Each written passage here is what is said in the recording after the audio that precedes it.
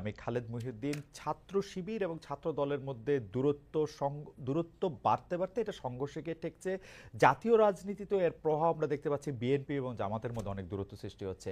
এসব বিষয় ছাড়াও বাংলাদেশের রাজনীতির ভবিষ্যৎ কি, কোন পথে আসলে রাজনীতি যাচ্ছে, বাংলাদেশের নির্বাচন এবং নির্বাচন পরবর্তী বাংলাদেশ কেমন হতে পারে, সেসব নিয়ে আজকে আলোচনার জন্য আমাদের সঙ্গে আছেন লেখক ও ছাত্র ইউনিয়নের সাবেক সভাপতি জনাব বাকিবিল্লাহ।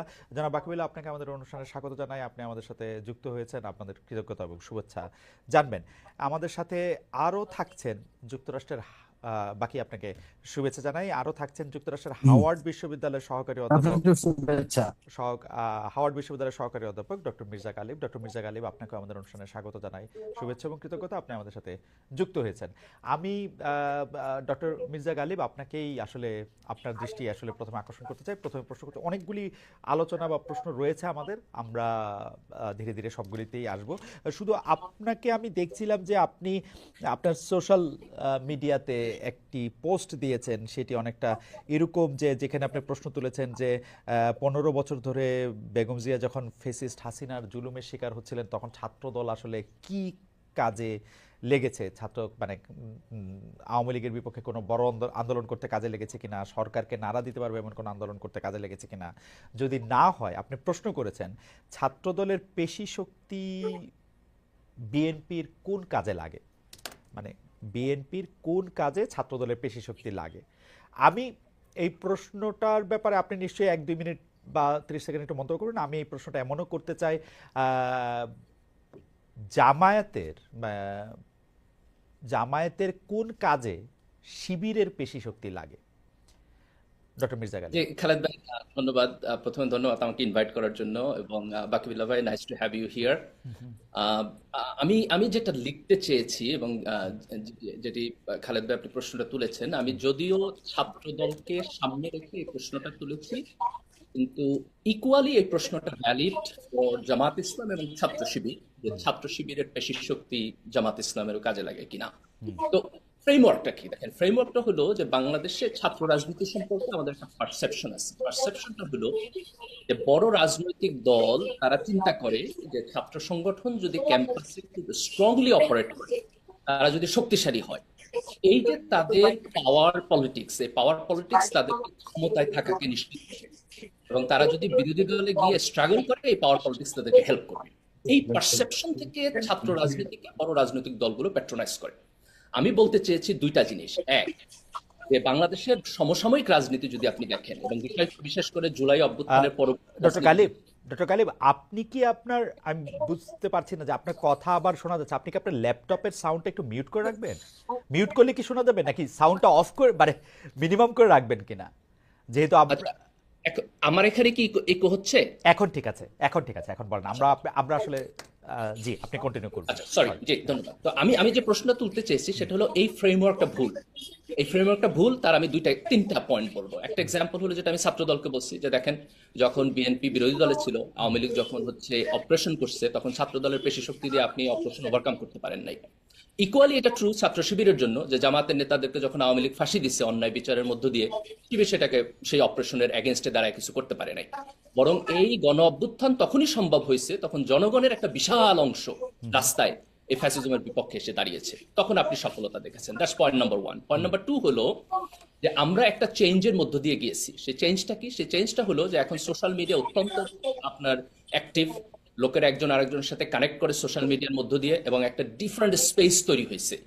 তরুণ প্রজন্ম এখন সারা দুনিয়ার যে কনসাস তার সাথে কানেক্টেড, তারা এখন আপনার সেগ্রেগেটেড না। তো এই যে একটা কমন আন্ডারস্ট্যান্ডিং তৈরি হইতেছে, অল্টারনেটিভ মিডিয়া তৈরি হইতেছে, একটা ডিফারেন্ট পাওয়ার। আপনি যদি এখন মনে করেন যে আমি ঢাকা বিশ্ববিদ্যালয়, চিটাগাং অথবা রাজশাহীতে আমার মাসল পাওয়ার থাকলে আমি রাজনীতিতে ভালো করব, এই ফ্রেমওয়ার্ক চেঞ্জ হয়ে গেছে। কাজে রাজনৈতিক দলগুলোর এখন চিন্তা করা উচিত যে ছাত্র রাজনীতিকে আমি মডিফাই করব। বিএনপির চিন্তা করা উচিত যে ছাত্রদল আগে যেভাবে রাজনীতি করছে সেভাবে রাজনীতি করা উচিত না। রাইট। জামাতের চিন্তা করা উচিত শিবির আগে যেভাবে রাজনীতি করছে সেভাবে রাজনীতি করা উচিত না। বরং আমরা এখন এমন একটা রাজনৈতিক ফ্রেমওয়ার্কে যাব যেখানে কেউ মাসল পাওয়ার দেখাবে না, যেখানে বিশ্ববিদ্যালয় ক্যাম্পাসে কোনো ছাত্র আরেকজন ছাত্রকে ফিজিক্যালি টর্চার করবে না। এটা একটা অসভ্যতা, এটা একটা criminal offence. You can do that. বিশ্ববিদ্যালয়ের শিক্ষক এবং প্রক্রিয়াল বডি এবং কালেক্টিভলি তার অ্যালামনাইদের ভূমিকা পালন করতে আচ্ছা, হবে। বিশ্ববিদ্যালয় ক্যাম্পাসে কেউ আপনার সাউন্ডটা মনে, ডক্টর গালিব, আপনার সাউন্ডটা মনে ঠিক করতে হবে, কারণ আমি এখনো একটু নয়েজ পাচ্ছি, এটা মানে ঠিক করা হবে, ঠিক করতে সাহায্য করবে আপনাকে। কিন্তু আপনি যদি একটু চট করে একটু বলে নিতেন, আমরা বাকিকে শুনতে শুনতে আপনার এটা নিশ্চয়ই এটা ইয়া হবে। আপনাকে জাস্ট আমি একটু জানতে চাই যে আপনি এখন স্পষ্ট বললেন যে এই পেশি শক্তি আসলে ছাত্র শিবিরের পেশি শক্তি আসলে জামাতের কোনো কাজে লাগে নাই, বা আসলে লাগেও না কাজে, এটা ফ্রেমওয়ার্কটাই আসলে চেঞ্জ করতে হবে। আপনি যখন স্ট্যাটাসটা দিলেন তখন যে শুধু ছাত্রদলের কথা উল্লেখ করলেন, এটা তো আপনি ডেলিভারেটলি করছেন, তাই না? ছাত্র শিবিরের কথা যে আপনি বলেন নাই সেটা তো ডেলিভারেটলি করছেন। না, এই এই যে বিভক্তিটা, এই বিভক্তিটা আপনি মানে ইচ্ছা করে করছেন না, মানে দেখানোর জন্য করছেন না, মানে না না না, অফকোর্স না, এটা একটা প্রাসঙ্গিকতা। কুয়েটের প্রসঙ্গে যেহেতু সেখানে ছাত্রদলের ইস্যু ছিল, আমি স্পেসিফিক ভাবে ছাত্রদলকে উল্লেখ করছি কুয়েটের ঘটনার প্রেক্ষিতে। এবং আপনি যদি আমার ফেসবুক স্ট্যাটাসে যান তাহলে দেখবেন যে যে প্রশ্নটি আপনি করছেন, হ্যাঁ। অনেকে সেই প্রশ্নটি করছে, এবং আমি কমেন্টে খুব ক্লিয়ারলি লিখে দিচ্ছি যে একই ফ্রেমওয়ার্ক ছাত্র শিবিরের জন্য প্রযোজ্য।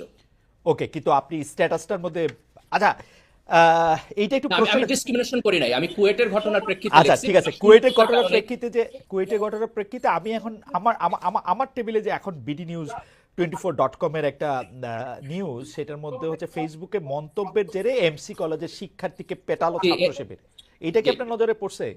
যে এটার নজরে আমি পড়ছে। আজকে সকালে আমি বেশ কয়েকজনের সাথে কথা বলছি যে ঘটনা কি ঘটছে। খুব হ্যাঁ। সম্ভবত এখানে শিবিরের সংশ্লিষ্টতা থাকতে পারে। আমি এই প্রোগ্রাম শেষ করে এটার ব্যাপারে স্ট্যাটাস দিব। Okay, thank you so much doctor Ghalib, আপনি আমাদের সঙ্গে মোরাল থাকবেন। Standard is moral standard, Khaled okay, ভাই। ডাজন্ট ম্যাটার না whether না, this is আমরা আমরা ছাত্রদল, আমরা আমরা ছাত্র শিবির or whoever it is. আমরা এটা এটা এটা এটা আপনার কাছে আশাও করি। এইটা আপনার আপনার আওয়াজটার ব্যাপারে, Ashish, can you take care of this noise and thing please?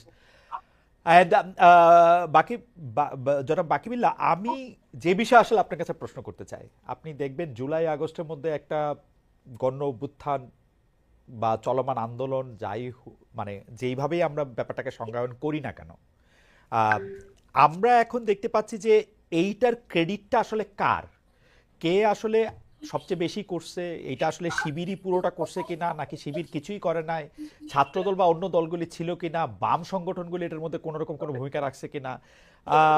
বেশিরভাগ জনই এরকম বলতে চেষ্টা করতেছে শিবির করছে অনেক বেশি, বৈষম্য বিরোধীদের কতজন ছিল তারা আসলে আদতে হয় শিবির নইলে ছাত্রলীগ, আর বেশিরভাগ হচ্ছে জনগণ। এর মধ্যে ছাত্রদল বা বামদের উপস্থিতির কথা আসলে অত আমরা এটা শুনতে পাচ্ছি না। আপনি ব্যাপারটারে এখন আসলে কেমন দেখেন, যে আপনিও আসলে সোশ্যাল মিডিয়াতে খুব সক্রিয়, বারবার আপনাকে বলতে হচ্ছে যে ক্রেডিট নেয়ার ব্যাপারটা নিয়ে, কখনো এইটা কখনো সেইটা, আপনি কেমন দেখছেন এটা জনাব বাকিবিল্লাহ? আচ্ছা, প্রথমে যেটা বলি সেটা হচ্ছে আমরা এই আমি জুলাই মুভমেন্টে আমি এবং আমাদের কালচারাল এবং পলিটিক্যাল পেরিফেরির একটা বড় অংশই খুবই সক্রিয় ছিলাম, এবং সেটা আসলে ক্রেডিট দাবি করার দরকার নাই বলে আমি মনে করি।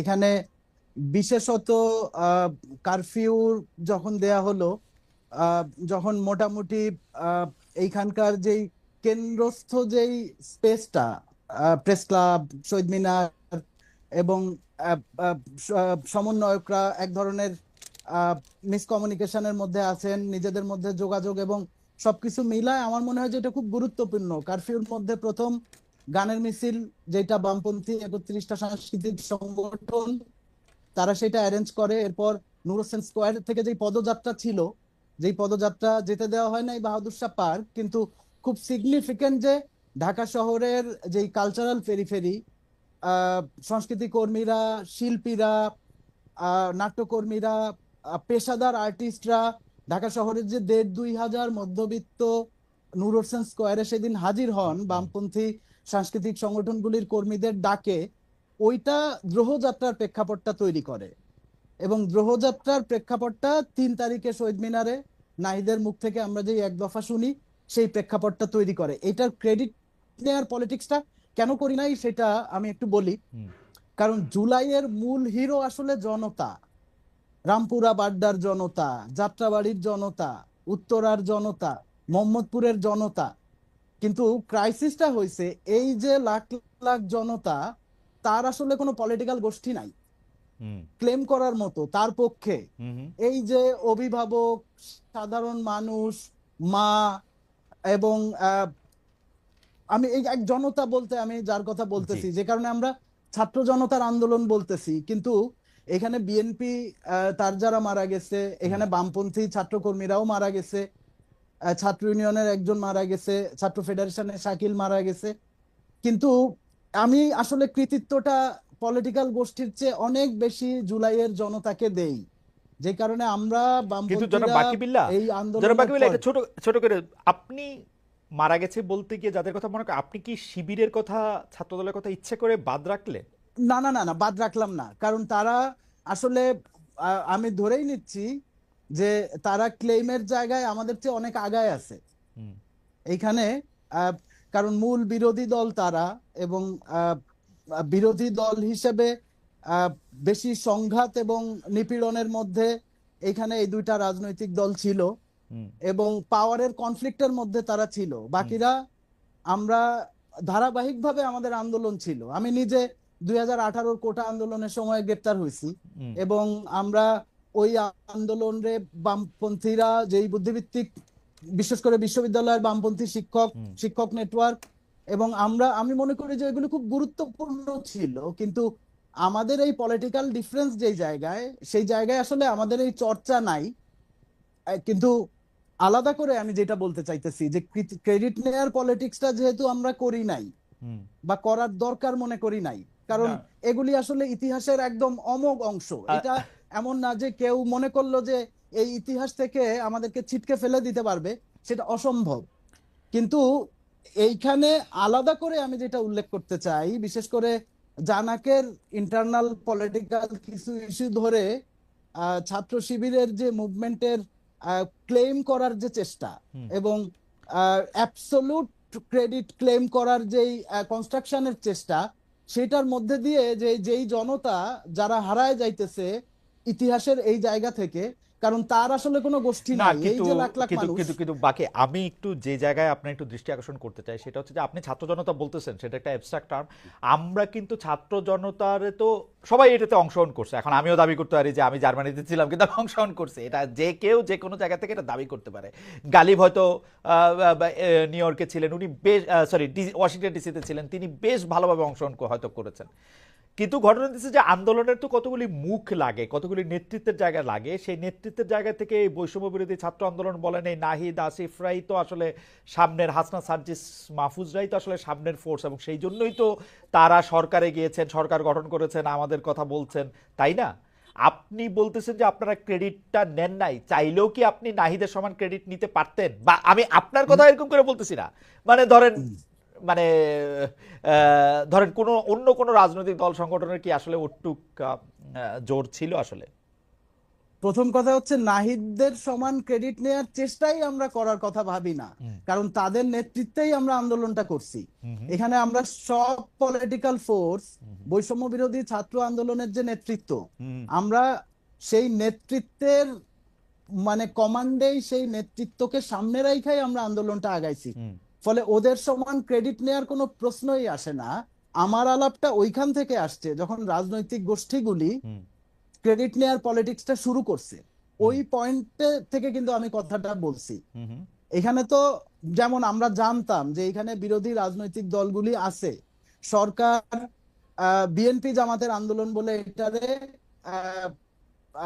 প্রোটেক্ট করার চেষ্টা করছে, এবং হুম, সে জানে যে ওইভাবে একটা পলিটিক্যাল ফায়দা সে পাইলেও পাইতে পারে। এখন আমরা যে জানতাম না যে এইখানে কওমি স্টুডেন্টরা, বিএনপি কর্মীরা, জামাতের কর্মীরা আছে, সেটা কিন্তু আমরা জানতাম। এমন না যে সেটা আমরা জানতাম না। কিন্তু আমার কথাটা হচ্ছে যে পলিটিক্যাল গোষ্ঠী এটার যে ক্লেম করার যে রাজনীতিটা, সেই রাজনীতির মধ্যে দিয়ে জনতার ক্রেডিট অনেকখানি ম্লান হয়। না, ওই কিন্তু পয়েন্টে কিন্তু আমি কিন্তু কথাটা কিন্তু বলছি। যারা বাকিবিল্লা, আমি আসলে, আপনিও বা অনেক লেখালেখির সাথে জড়িত, বিশ্লেষক, অনেক কিছু, আমি ব্যাপারটা আসলে বুঝতে দিচ্ছি যে যদি এখন জামায়াত বা শিবির এটা ক্লেম করে যে এই রাজনীতিটার মধ্যে প্রধান ইন্ধন তারা যোগাইছে, এটা বইলা যদি তারা ইতিহাসের কাছে এবং জনতার কাছে যায় এবং এটা বলতে পারে, আপনি এটাকে নিপট ইন দ্য বার্ড করতে কেন চাচ্ছেন? যে না না, এটা কিছু না, এটা কোনোটা না, আপনারা কেন ক্রেডিট নিচ্ছেন? ক্রেডিট তো দাবি করতেই পারে, ওনারা না ছিলেন, ওনারা তো ক্রেডিট দাবি করতেই পারেন। না, প্রথম ঘটনা হচ্ছে যে সেই ক্রেডিট দাবি করতেই পারে, করতে পারে না তা না, হুম, নিশ্চয়ই পারে। কিন্তু সেই ক্রেডিট করার যে রাজনীতিটা, সেইটা যদি হয় যে আচ্ছা আমরাই একমাত্র আন্দোলনের আপনারাও বলেন, মূল কারিগর, আপনারাও বলেন বাকি, হ্যাঁ? আপনারাও বলেন, আপনি বলেন যে আমরাই মূল কারিগর, অসুবিধার কিছু নাই। না না না না না, সেটা যদি আমরা বলা বলি করি, সেটা বলা বলি করার মধ্যে দিয়ে আন্দোলনের যে ছাত্র নেতৃত্ব হ্যাঁ, এবং বিশেষ করে আন্দোলনের যেই সাধারণ জনতা, যে আমার ছেলে রাস্তায় গেছে বলে মা বেরোয় আসলো, হ্যাঁ, এবং তারা যে রোলটা প্লে করলো রাস্তায় নাই মা, তারা যদি রাস্তায় না নামতো, আমরা যেই পলিটিক্যাল গোষ্ঠী, ইভেন বিএনপি জামাত হুম, পলিটিক্যাল গোষ্ঠী হিসেবে আমাদের চেয়ে বড়, হুম। কিন্তু তারা এত বড় না যে এই জনতা না নামলে তারা এই আন্দোলন উইন ওভার করার ক্যাপাসিটি তাদের ছিল। না না, এটা আমি ওই আপনার সাথে, পয়েন্টে আমি এটা এটা বলতেছি এটা আমি যে আপনার সাথে সম্পূর্ণ একমত, কিন্তু জনাব বাকিবুল্লাহ, আমার আর আপনার ক্ষেত্রে যেখানে আমি আসলে প্রশ্নটা করতে বাধ্য হচ্ছি, যে এখানে আপনি যাদের নেতৃত্বে আপনি আন্দোলনটা করছেন, তারা যদি গিয়া বলে আন্দোলনের সময় আমাদের সবচেয়ে বড় শক্তিগুলির অন্যতম ছিল হচ্ছে শিবির, নাকি একমাত্র শক্তিই বলছে, এখন ভুলে গেলাম সার্জিস কোথায় গিয়া জানি, একদম একমাত্র, তো আপনি তো মানতে হবে তাদের কথা, যে তারা বলতেছে যে এটাতে শিবিরের বিরাট ভূমিকা ছিল। না, আপনাদের কথা তো এইটা তারা বলে না, আপনাদের কথা যে তারা বলে না, এটা তো নিশ্চয়ই সিগনিফিকেন্স আছে। এইটা আমি জানি না, মানে সার্জিস এটা বললেও, এই সার্জিসরে আমি আসলে মনে করি না যে আহ, সার্জিসই এইখানে এই ন্যারেটিভ সার্জিসের বয়ান দিয়ে তৈরি হবে, আচ্ছা, কারণ এইখানে আন্দোলনের অন্যান্য ছাত্র নেতৃত্বের সাথে আমাদের যোগাযোগ ছিল।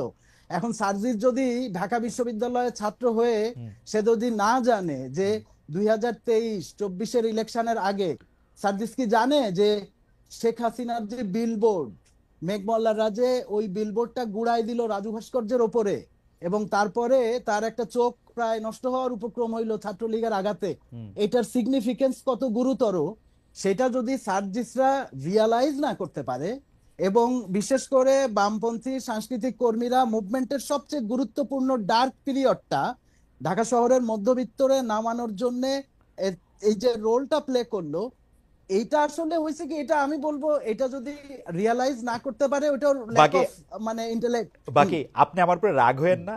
পপুলার না, রাগ নেরেটিভটা হচ্ছি হচ্ছে না। এরকম, পপুলার নেরেটিভটা হচ্ছে এরকম, আপনারা সেই ডার্ক পিরিয়ডে অনেক স্যাক্রিফাইস করবেন, এরকম করবেন, কিন্তু এরকম করতেই থাকতেন। হয়তো 15 বছর শেখ হাসিনা ক্ষমতায় থাকতো, 45 বছর থাকতো ওরা, আরো 45 বছর হয়তো থাকতো, আপনারা এটাতে কিছুই করতে পারতেন না, যেহেতু এই ফোর্সটার মধ্যে চূড়ান্ততা এসে জড়ো হয়েছিল, যেহেতু শিবির এবং ছাত্রদল অনেক আত্মত্যাগ করেছিল, সেই জন্য আপনারা অল্প, শিবির বেশি, ছাত্রদল মাঝামাঝি, এবং বৈষম্য বিরোধী ছাত্ররা অনেক বেশি করে তারপরে এটা না না, সম্ভব হয়েছে। শিবিরের পার্টিসিপেশন ছাত্র দলের চেয়ে বেশি, এটা কোনোভাবেই ফ্যাক্ট না। এখানে ছাত্র দলের নেতাকর্মীরা আরো বেশি পরিমাণে এই মুভমেন্টে, মানে ছাত্র আচ্ছা, দলের আমার মনে হয় যে বেশি জীবন দিয়েছে। আমার মনে হয় যে আমরা আলোচনা একটা জায়গায় আসছি, ডক্টর মির্জা গালিবের কমিউনিকেশনটাও একটু ভালো হয়েছে, আমরা ডক্টর মির্জা গালিবের কাছে একটু শুনতে চাই। ডক্টর মির্জা গালিব, আমি প্রশ্নটা করে রাখি, আপনি আলোচনাটা শুনেছেন, আমি আলোচনাটা আসলে এই ছাত্র রাজনীতির এই জায়গা থেকে, পেশি শক্তির ব্যবহার থেকে, মানে জাতীয় রাজনীতিতে প্রভাব এবং আমাদের রাজনৈতিক নেরেটিভটার জায়গাটাও একটু আসতে চাই। শুধু আপনাকে প্রশ্নটা করে রাখি, আপনি দেখেন গত 15 বছর ধরে, মানে এইটাও একটা পপুলার প্রশ্ন আর কি, যে গত 15 বছর ধরে ছাত্রদলের, এমনকি বামপন্থী যারাই আওয়ামী লীগের বিরোধিতা করছে, তাদের কিন্তু অনেক ধরনের, মানে আমি কি বলবো, নৃশংস নির্যাতনের মধ্যে দিয়ে যেতে হয়েছে। অন্যদিকে আমরা দেখছি যে যারা শিবির করতেন তারা খুবই আরামে ছাত্রলীগের মধ্যে নাম বদলিয়ে নানাভাবে ছিলেন, তারা তাদের পড়ালেখা শেষ করছেন, তারা বড় বড় চাকরি করতেছেন, তারা এখন বিশ্ববিদ্যালয়ের ভিসি হচ্ছেন, তারা নানা কিছু হইতেছেন। তো এইটাকে আপনি আসলে কিভাবে দেখেন, মানে কার আত্মত্যাগটা বেশি আসলে, মানে শিবির নিজেকে শিবির বলে নাই, না বলে এটার মধ্যে ছিল, সবার সাথে মিলেমিশে ছিল, পরে এখন বলতেছে যে তারা শিবির, এবং শিবিরে অনেক কিছু করছে, মূল আন্দোলনটার মধ্যে শিবির এটা করছে, এইটা জায়গা থেকে যদি একটু বলেন ডক্টর মির্জা গালিব। খালেদ ভাই, এই ন্যারেটিভ কি আপনার, মানে আপনি এই ন্যারেটিভ বিশ্বাস করেন? না না, আমি কিছুই বিশ্বাস করি না, আবার আচ্ছা, বিশ্বাসের ওকে, জায়গা এটা থেকে আমি অন্য এটা বলি না। narrative, হ্যাঁ, আপনি অন্য আমি আমি narrative আমি বিশ্বাস করেন। পপুলার নেরেটিভের জায়গা থেকে প্রশ্নটা আপনার কাছে করলাম। আচ্ছা, ঠিক আছে, ওকে ওকে, এমনকি এমনকি আপনি একটু ডিসকানেক্টেড ছিলেন, এমনকি বাকি বিল্লাও কিন্তু এটা বলেন নাই, এটা আমি বললাম জায়গাটা থেকে, বাকি বিল্লাহ অন্য একটা জায়গা থেকে বলছেন, আপনি শেষ বক্তব্য নিশ্চয়ই শুনছেন। আচ্ছা, জি, না, থ্যাংক ইউ। আমি একটু আগের পয়েন্টে বলে এই জায়গাটাতে আসি। একটা জি। জিনিস দেখেন, এই যে ক্রেডিট নেওয়ার পলিটিক্স, এই শব্দটার প্রেমিস আসলে ভুল। এটা এটা এক ধরনের আপনার প্রোপাগান্ডা টাইপের শব্দ। এটা পলিটিক্স হবে তখনই যখন যে যতটুকু করেছে তার চাইতে যদি বেশি দাবি করে, সে যদি মিথ্যা কথা বলে, সে যদি ইনফরমেশনকে আপনার ডিসইনফরমেশন করে। কিন্তু যার যতটুকু কন্ট্রিবিউশন সে যদি সেইটুকুকে অনেস্টলি দাবি করে তাহলে সেটার মধ্যে তো ক্রেডিট নেওয়ার কোনো পলিটিক্স নাই। এটা হচ্ছে একটা জিনিসকে অ্যানালাইসিস করার পদ্ধতি, এবং তারটুকু সে দাবি করবেই, এবং আমাদেরও সেটা মেনে নেওয়া উচিত। যদি দাবিটা তার কাজের চাইতে বেশি হয় তখন আমরা এই প্রশ্নটা করব। এখন আপনি দ্বিতীয় যেটা প্রশ্ন তুললেন যে এই আন্দোলন, শেখ হাসিনার বিপক্ষে যে আন্দোলন, তার তিনটা ধাপ দেখেন। প্রথম ধাপ হলো একটা লম্বা সময় রাজনৈতিক দলগুলো এই ফ্যাসিবাদের বিপক্ষে সংগ্রাম করছে। সেখানে বিএনপি ছিল, সেখানে জামাত ছিল, সেখানে ছাত্র দল ছিল, সেখানে ছাত্র শিবির ছিল। এবং আপনি যদি দেখেন যে আওয়ামী লীগের এই অপারেশনের এগেনস্টে জামাত এবং শিবিরের লোকেটা কতখানি নির্যাতিত হয়েছে, তাহলে আপনি বুঝবেন যে শিবির এখানে ছাত্রলীগের মধ্যে আরামে ছিল না। আপনি এক ঢাকা বিশ্ববিদ্যালয় ধরেন, কতগুলো ছাত্রকে বিশ্ববিদ্যালয়ের হল থেকে ছাত্র শিবির করার অপরাধে পিটাইয়া, হাত ভাঙ্গা, পা ভাঙ্গা হসপিটালে পাঠাইছে। ইউনিভার্সিটির প্রক্টর যাইয়া আহত অবস্থায় পুলিশের কাছে তাদেরকে ধরায় দিছে। ছাত্র শিবিরে কতজনকে পুলিশ গুম করে লয়ে গেছে, তাদের লাশ পাওয়া যায় নাই। ইসলামী বিশ্ববিদ্যালয়ের কিন্তু দুইটা ডক্টর গালিব, ছেলের লাশ এখনো ঢাকা পাওয়া যায়। ইউনিভার্সিটি কি শিবির ছিল? হ্যাঁ, ঢাকা বিশ্ববিদ্যালয়ে শিবির ছিল। আহ, ঢাকা বিশ্ববিদ্যালয়ে শিবির প্রকাশ্যে কাজ করতে পারে নাই, এই না করার পিছনে এই সেটা যে তো এই বাকি 54 উলামাদের বছরই অবদান পারে আছে। নাই, মানে এটা স্পেশালি এই 10 বছর যে তা তো না, মানে এটা 54 বছরই তো না, পারে তার নাই। আগেও পারে নাই, তার আগেও 54 পারে নাই। বছরই পারে আমি যখন ছিলাম, আমরা যখন বিশ্ববিদ্যালয়ে ছিলাম তখনও পারে নাই। তার Right. কারণ হলো বিশ্ববিদ্যালয়ে গণতান্ত্রিক পরিবেশ ছিল না। শিবির তো একটা গণতান্ত্রিক রাজনৈতিক সংগঠন, কিন্তু আপনি তাকে গণতান্ত্রিক প্রক্রিয়ায় রাজনীতি করতে দিতেছেন না। এই অপারেশনের মুখে শিবির আন্ডারগ্রাউন্ড রাজনীতি করছে ঢাকা বিশ্ববিদ্যালয়ে। কি করবে? আপনি যদি তাকে জায়গা না দেন তাহলে সে করবেটা কি? এখন এই যে প্রেমিস যে শিবির হচ্ছে ছাত্রলীগের মধ্যে ছিল এবং শিবির নির্যাতনের শিকার হয় নাই, এই প্রেমিস কি কোনো সুস্থ সুস্থ মানুষ যদি ডাটার দিকে তাকায় যে ছাত্র শিবিরের কতগুলো ছেলে নির্যাতিত হয়েছে এক ঢাকা বিশ্ববিদ্যালয়ে, আপনি দেখেন আজকে এই ছেলেরা যায় মামলা করতেছে। এক একজনের পোস্ট যদি আপনি ফেসবুকে পড়েন, যে তারে বিশ্ববিদ্যালয়ের হল থেকে নিয়া পিটাইয়া আহত অবস্থায় বিশ্ববিদ্যালয়ের প্রক্টর যাইয়া শাহবাগ থানার ওসির কাছে দিয়ে গালিব একটু কারেক্ট করেন, মানে ওরা শিবির আন্ডারগ্রাউন্ড করতো, কিন্তু তারপর এটা জানাজানির পরে তাদেরকে প্রহার করা হইলো বা হাসপাতালে ভর্তি থাকা Exactly. অবস্থায়, এটা জানাজানির পরে। এক্স্যাক্টলি। ওকে, মানে ব্যাপারটা এই এমন না সংখ্যাটা তো, তো একজন ব্যাপারটা দুজন না এমন ভাই। না তো যে ছাত্র দলের আহত লোকজনের বা বামদের আহত লোকজনের আপনারা শিবির বলে দাবি করতেছেন, ব্যাপারটা এরকম না তো। না না না, ছাত্র শিবিরের ছেলেরা ঢাকা বিশ্ববিদ্যালয়ে তো তার পরিচয় দিয়ে থাকতে পারে নাই ক্যাম্পাসে, তাই না? রাইট, তাহলে সে যখন পরিচয়টা তো পরিচয় দিয়ে রিভিল থাকতে হওয়ার পারে নাই কথা না। কোনো কারণে, ধরেন তার একটা ফেসবুকে স্ট্যাটাস অথবা Okay. তার একটা কথা অথবা তার হচ্ছে রুমমেট কেউ সন্দেহ করলো, সে বলল, এবং যখন কেউ আইডেন্টিফাই করলো সে ছাত্র শিবির করে, তাকে ছাত্রলীগ নির্যাতন করে হল থেকে বের করে দিল। এবং সে বিশ্ববিদ্যালয়ের ছাত্র হওয়ার পর পুলিশ তাকে অ্যারেস্ট করে নিয়ে গেল। ভাই আমি তো বিশ্ববিদ্যালয়ে পড়ছি, খালেদ ভাই আপনি তো বিশ্ববিদ্যালয়ে পড়ছেন, আপনি চিন্তা করতে পারেন এটা একটা মানুষের জীবনে কতখানি ট্রমা তৈরি করে। না, এই ঘটনা তারপরে তো একটা না, একটা দুইটা তিনটা 100-র উপরে এই ঘটনা হবে। ওকে, এরপরেও কেউ যদি বলে যে ছাত্র শিবির হচ্ছে নির্যাতিত হয় নাই, ভাই এটা তো মিথ্যা কথা। এটা তো হচ্ছে আপনি একটা দুইটা এক্সাম্পল নিয়ে এসে কোয়ালিটেটিভলি দেখে একটা ন্যারেটিভ তৈরি করতেছেন। মানুষের সেন্স থাকলে তো এই ন্যারেটিভ তৈরি করা উচিত না রে ভাই। ওকে, ঠিক আছে। আমি তাহলে এইবার একটু জনাব বাকিবিল্লাহ যেটা বললেন সেইটার প্রসঙ্গে একটু আসি। জনাব বাকিবিল্লাহ বললেন যে এই যে এই ক্রুদ্ধ সময়টার মধ্যে 15 বছরে, বিশেষ করে শেষ 3-4 বছরে আওয়ামী লীগের এগেনস্টে যে জায়গাগুলি নিয়ে বাম দলগুলি দাঁড়াচ্ছে, তাদেরকে কি সেই ডিউ ক্রেডিটটা দেওয়া হইতেছে? শিবির কি কোনো সময় এখানে বা দুইটা জিনিস। হ্যাঁ, জি জি বলেন। আমি খালেদ ভাই, জি, আমার সাউন্ড কি ক্লিয়ার শোনা এখন যাচ্ছে? পরিষ্কার পরিষ্কার পরিষ্কার পরিষ্কার। এখানে দুইটা জিনিস দেখেন। আওয়ামী লীগের যে ফ্যাসিবাদী শাসন 15 বছরের, বামদের একটা অংশ তো তাদের স্ট্র্যাটেজিক পার্টনার ছিল, 14 দলের মধ্যে ছিল। বামদের নানান নানান সাংস্কৃতিক গ্রুপ আওয়ামী লীগকে সাপোর্ট দিয়ে গেছে, আবার তাদের একটা অংশ শেখ হাসিনার বিরোধিতাও করছে। হ্যাঁ হ্যাঁ, যারা একটু লেটলি হইলো শেখ হাসিনার বিরোধিতা করছে, আমরা মনে করি তারা আমাদের রাজনৈতিক পক্ষের শক্তি। আমরা মনে করি আগামী দিনে বাংলাদেশে এই ডান বামের বিভাজন ব্লার করে দিয়া আমাদের একটা বাংলাদেশপন্থী রাজনীতি চিন্তা করা উচিত। কিন্তু তাদেরকে দুইটা জিনিস স্বীকার করতে হইব। এক, তাদের মধ্যে যে অংশ আনকন্ডিশনালি আওয়ামী লীগকে সাপোর্ট করে গেছে, এই ফ্যাসিবাদের পক্ষে সম্মতি উৎপাদন করে গেছে, এটা বামদের এক অংশের ভুল রাজনীতি, এটা স্বীকার করতে হবে। দুই, ঢাকা বিশ্ববিদ্যালয় থেকে শুরু করে সব জায়গায় তারা যে মাঝে মধ্যে গণতান্ত্রিক নর্ম ভায়োলেট করে ছাত্র শিবিরকে নিষিদ্ধ করার দাবি তুলেন, এটা একটা ফ্যাসিস্ট, ইসলামোফোবিক এবং রেসিস্ট পজিশন। আপনি ডক্টর গালিব এটা চেঞ্জ এখানে আমাদের একটু সময় দিবেন, আমরা একটু এই জায়গা থেকে একটু বাকি বিল্লাহকে একটু আমরা শুনতে চাই, জনাব বাকি বিল্লাহ একটু বলবেন। আমি শুধু প্রশ্নটা করে রাখি, মানে জামায়াতে ইসলামীর বিরুদ্ধেও কিন্তু এই অভিযোগ আছে, জামায়াতে ইসলামী 96 সালে আওয়ামী লীগের সাথে একই কাতারে দাঁড়ায়া একটা কজের মধ্যে আন্দোলন করেছে। জামায়াতে ইসলামীর একটা অংশ একটা সময় পর্যন্ত আওয়ামী লীগের সাথে বিভিন্ন রাজনৈতিক দেন দরবারে অংশ নিয়েছে। তার জায়গা থেকেও আপনি সেটাকে কিভাবে দেখেন সেটা একটু আমাদের বলবেন। আমরা একটু জনাব বাকি বিল্লাহকে শুনি। জনাব বাকি বিল্লাহ, আপনারা আওয়ামী লীগের কেউ বি টিম ছিলেন, সি টিম ছিলেন, এখন মানে সেই ব্যাপারটা আপনি প্রসঙ্গটা শুনেছেন। আচ্ছা জি আচ্ছা, হ্যাঁ, আগের আলোচনা ধরে আমার কয়েকটা কথারই বলার আছে। জি এক নাম্বার হচ্ছে যে ঢাকা বিশ্ববিদ্যালয়ে শিবির নাম দিয়ে হুম যেই ছাত্রদেরকে অত্যাচার নির্যাতন করা হয়েছে হুম তার বেশিরভাগই ঢাকা বিশ্ববিদ্যালয়ের সাধারণ শিক্ষার্থী। হুম শিবির ছিল একটা ট্যাগ, হুম যেই ট্যাগ দিয়ে যে কোনো শিক্ষার্থীকে, যে ছাত্রলীগের বিরুদ্ধে মিনিমাম কোনো ভয়েস কোনো দেয়া বা তাদের হল কেন্দ্রিক তাদের যেই পলিটিক্স সেইটার কোনো ইন্টারেস্টের বাইরে যাওয়া বা তাদের ভাষায় বেয়াদবি করা, হুম এইটা আমারও এইটার মনে হয়, জনাব বাকি এখন বিল্লাহ, এটা এইটা আমারও মনে হয়, একটা। কিন্তু আমারও মনে হয়, কিন্তু আমি হ্যাঁ, মাঝখানে একটু খালি এইটা দর্শকরা খুব একটু অস্থির হয়ে উঠতেছেন। আপনারা কি মনে করেন যে ঢাকা বিশ্ববিদ্যালয়ে যে শিবিরকে রাজনীতি করতে দেওয়া হয় নাই সেইটা ঠিক করা হয়েছে, বা সেইটার দাবি কি এখন আপনাদের? আচ্ছা, ওইটা একটু বললেন আর এই কি, আপনি এই একটু এই ধারাবাহিকতা।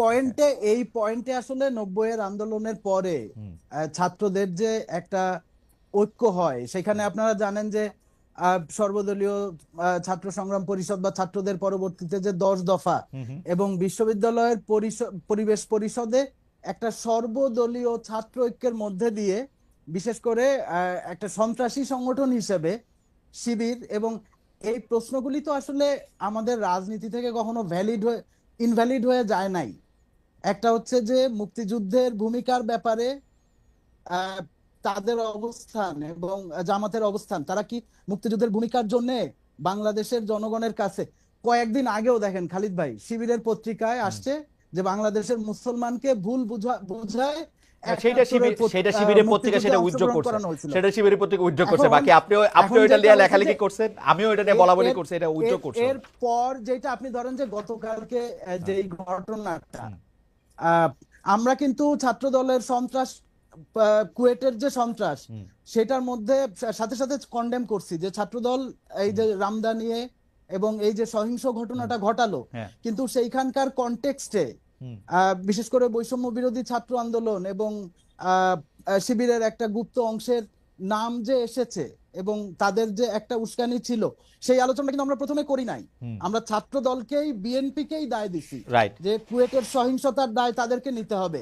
হুম এবং এমসি কলেজে দেখেন যে একজন বিরোধী ছাত্র তার পায়ের রক কাটার চেষ্টা হয়েছে বলে অভিযোগ আসতেছে। হুম হুম এখন যেটা হয়েছে যে আমরা 5 আগস্টের পরে একটা নতুন কনটেক্সটে আছি। ছাত্র রাজনীতি প্রসঙ্গে আমরা শুরুতে যে আলাপ করতেছিলাম, গালিব যেটা বলতেছিল হুম যে এখন আসলে রাজনৈতিক দলগুলিরে যে বিশ্ববিদ্যালয় শিক্ষা প্রতিষ্ঠানে ওই ভায়োলেন্স ওই রাজনীতি চলবে না, এরকম একটা ঐক্যমত, এবং যেটা আসলে রাজনৈতিক সংস্কারের না, প্রশ্ন, কিন্তু কিন্তু এটা শুধু কিন্তু চিন্তা করলে কিন্তু হবে না। কিন্তু কিন্তু বাকি কিন্তু কিন্তু বাকি এইটা আমি আমি আমাকে একটু প্রশ্ন করার অনুমতি দেন। সেইটা হচ্ছে যে বলেন। আপনি এইটা স্পষ্ট বুঝতে আমি কিছুটা একমত হইলাম যে সাধারণ শিক্ষার্থীদেরও অনেককে আসলে এই অত্যাচারের শিকার হতে হয়েছে আওয়ামী লীগ ফ্যাসিস্ট আওয়ামী লীগের আমলে, এবং তারা কেউ হয়তো সাধারণ শিক্ষার্থী ছিল, কেউ হয়তো জাস্ট আওয়ামী লীগের রাজনীতির বিরোধিতা করেছে, তাদেরকে শিবিরে ট্যাগ দেওয়া হয়েছে, তাদেরকে এটা করা হয়েছে, এটা আমি মনে করি।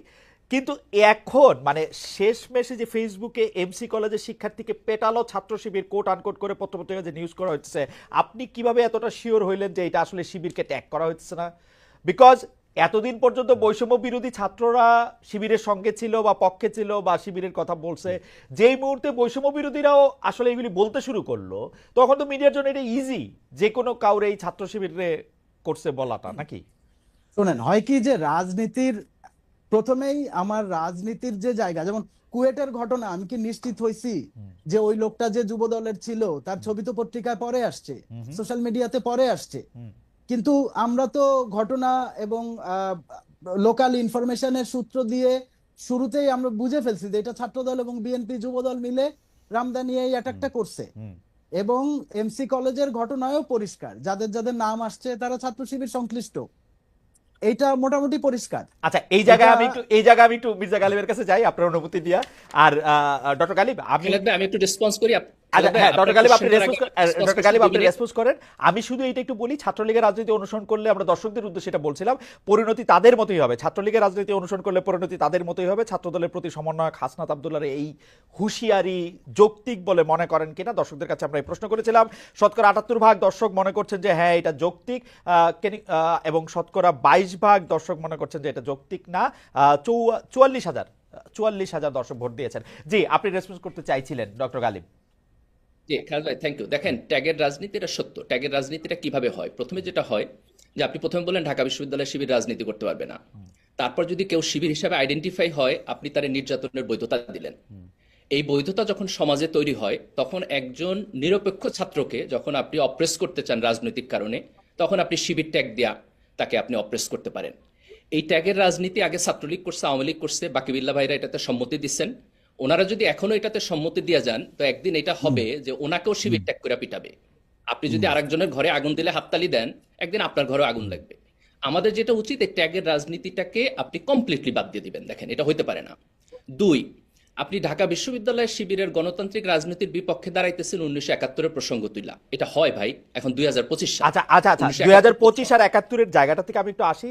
আমি কিন্তু দেখি যে শিবির ট্যাগ দেওয়া একটা ব্যাপার আছে, আরেকটা সাংঘাতিক রকম ট্যাগ দেওয়ার ব্যাপার আছে বাম বা নাস্তিক, ইসলাম বিদ্বেষী, ইসলাম ধর্মের অনুসারী না।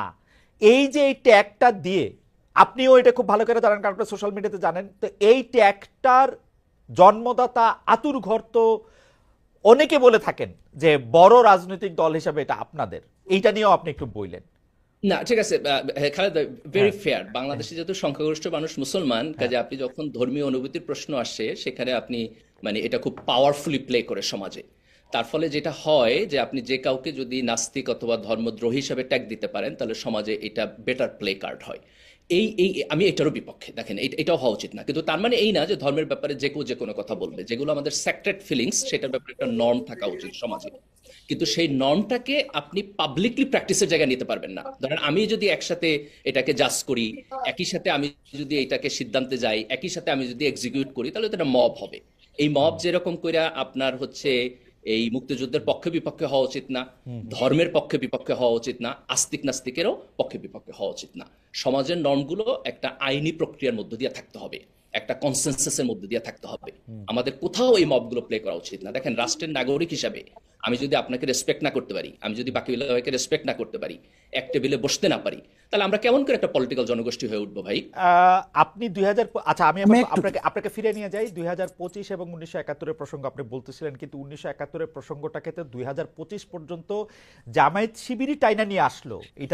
এইটা তো জামায়াতের যদি বাংলাদেশে রাজনীতি করতে হয়, এটা তো অনেক আগেই সেটেল হওয়া উচিত ছিল। আপনি একজন ইতিহাসবিদ, গবেষক, বিশ্লেষক, আপনার কি মনে হয় ডক্টর গালিব, এটা জামাতের অনেক আগেই সেটেল করে রাজনীতিটা করা উচিত ছিল না?